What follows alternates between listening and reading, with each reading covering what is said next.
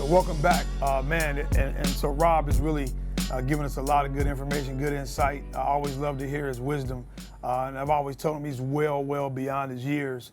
But what I want to do now is I really want to jump into Rob, the VCU days, man. Now, again, for most people, like we'll never experience that. We don't know what it's like to be a college athlete, much less a scholarship, full scholarship, and a major, Division I school, high profile. So now, man, you're a kid, man. You're fresh out of high school, man. All right, day one. You're that guy. You got the scholarship. You're coming in, the VCU, man. Take us back, man.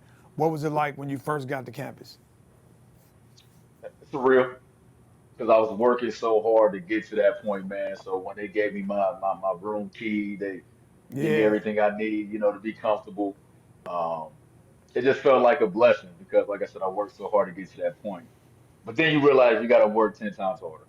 Reality yeah. hits you crazy, man. Mm. People don't know that freshman team, man. I was probably like 6 or 7 on the depth chart in terms Wow. of point guard, shoot guard. Yeah, like I had to Yeah. literally So fight from the and claw guard, my so from the way. from the guards, you were sixth or seventh Off rip. guard. Off rip. We had Wow. like 3, 4 seniors that all played the 1 and 2 spot, then Wow. 2 sophomores that played 1, 2 spot, and then someone in my class also played the Mm. 2 spot. So that's when it got real. Like, Yeah. okay, when I got What? picked last in open gym, I was like, you Yeah. know what? All right, it's not as What is sweet as like I when thought you it went was. to practice and you saw those dogs, man? You saw those dogs out there balling, Man, and you I like, felt like I was right at home. I felt like I was right at home. Yeah. As soon as that's I what's got up. there, I said, this Okay. is exactly where I need to be at. Like, this is the That's what's up. competition, right? Because you only get better playing against people Okay. that's better So than you you, so you stronger so than you you. wanted So, that. You wanted oh that. man, oh Okay. man, for Okay. sure, That's what's up. absolutely. Yeah, man. Yeah, So you're yeah. ready to go. So then you get there, you're on campus. Did you find it like obviously I know a bunch of I'm a former athlete myself, never a scholarship athlete, but played a lot of basketball in my life. Not quite professional, but played a lot and been around a lot of athletes. A bunch of basketball players, and they all talk about kind of how they felt when they were in school or in the pros and that type of thing. But a lot of them, their refuge. Being on the basketball court was like their refuge, man. It was like their happy place. Did you feel the same way? Oh yeah, of course. Yeah, anytime we practice, anytime we open gym, workouts, the game, I loved it. Like just because again, I love the game even to this day, right? I don't get Yeah, a rebound for nobody, I can't score for nobody, but I watch the game every day. yeah, You might catch me at the gym doing drills by myself. They ask me what you training for. Training for life. You don't know whenever you got to get somebody buckets. But yep. that's how much I love the game, man. So that's how it was when I was younger. And like I said, still to this day, still the same thing. But but obviously being in a situation like that, and you're on a college campus and everything's going, you got everything going for you. It's a great time. It's been my experience that whenever you try to do good, evil is always present. Whenever you try to do something great, there's always things to get in the way to try to hinder you if you were to fall prey to those things. What's some of the things that you can remember when you were like in college and you're doing great, you're freshman, everything's. What's some of the things that, man, that could have gotten in the way, man, that could have stopped you that you had to either resist or overcome? Yeah, I think the first thing that come to mind, this might be cliche, but it's yourself.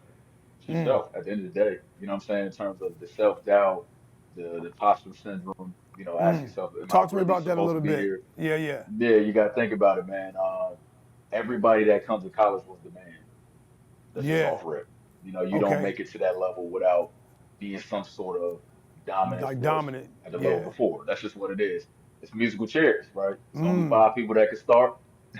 It's only a bench to 12. It's only 400 a lot of minutes in between starters, between 5 people that's on the court. So somebody's Wow. gonna get the short end of the stick. And when that happens, that's when you actually got to figure out what type of person you are, what type of person you're trying to be, how to close that gap. Personally speaking, I felt like I did a pretty good job, the best of my abilities. Man, I said it again. When I first got to VCU, they were talking about redshirting me after the summer, right? Just because of how many guards there was, and physically I was only 170 pounds. Yeah. So you got to think about it. Yeah. To really be good at basketball, you need to be about 175, 180. But Yeah. instead of me sulking in my room, I said, you know what? I'm gonna be undeniably good. Where I got to get minutes. And if you look at Right. my freshman year, I was on the court, Come on, during man. the Sweet I 16 saw. Oh, game. trust me. I dropped 20 points. Yeah, yeah, yeah, I yeah, was twice. watching. freshman record, 23. Like Yeah. these are things that I did, but it's because I made the decision to not entertain the self-doubt, to not entertain the imposter syndrome. But do you Sometimes it do? gets the best of us, sometimes it But, don't. but do you think though? And you made that point. But do you think? Yeah. And I think you kind of said it. The greatest threat that you had, and you said it in high school also, was Rob. The biggest threat to you was Rob. Between Rob's ears, that was the greatest threat. Do you think that was the case when you got there? Like your biggest enemy, your biggest obstacle was yourself. I mean, looking back, hindsight, yes. I mean, obviously, you can, mention external forces, like I said, like, Right. girls, Yeah. parties, right? But I can't. But when I look Fame. at, but when I've I seen look that at, happen too. when I look at you though, I can't see why girls would like you. You know what I'm saying? Like I'm trying to figure out what is it about you that makes you attractive to women. I wouldn't understand it, but you got a good heart though. You're a good You know person. what? Hey, I was waiting for that. I was waiting. We about, what, 20 minutes in? I get I'm it. trying hard, man. I'm trying hard. Like, why would they like him? But anyway, nah, man. You're a great looking young man.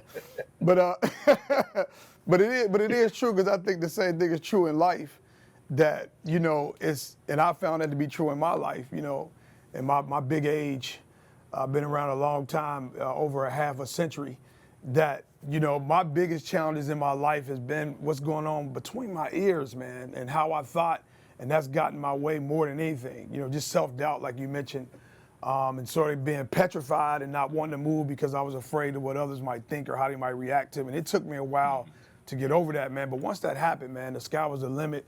Once I got delivered from people and facial expressions and opinions, my life, once that happened, everything changed, and I'm grateful for that. And I saw you had to go through that because sometimes I would imagine, I've come to a lot of your games, obviously watched quite a bit on television, ESPN, wherever you were playing, and sometimes I would think to my mind, what is he thinking? What's going through his head? There are games, and I will tell you that I threw stuff at the television. I might have said some things at some of your games, live that I probably regret. Hope the person next to me doesn't remember. But just watching you, man, and really sitting, I would always wonder in my mind, like, what is he thinking? How is he handling this? And so those are some of the things that I thought about. But what I want to do, man, is when we come back, I want to talk about like the fact that, you're this guy, man, you've had this conversation before. You're this popular guy, everybody loves you, and then all of a sudden, what happens when all the attention goes away? Where do those people go? So I want to dive in that a little bit when we get back, man. So if you can sit tight, man. Let's jump back into it, man. And I do apologize for what I said about your looks. I'm sorry. You accept my apology? Nah, you gotta keep that. You gotta keep that apology. Stand on that, bro. If you don't believe me, you don't believe me. All right, man. We'll be right back.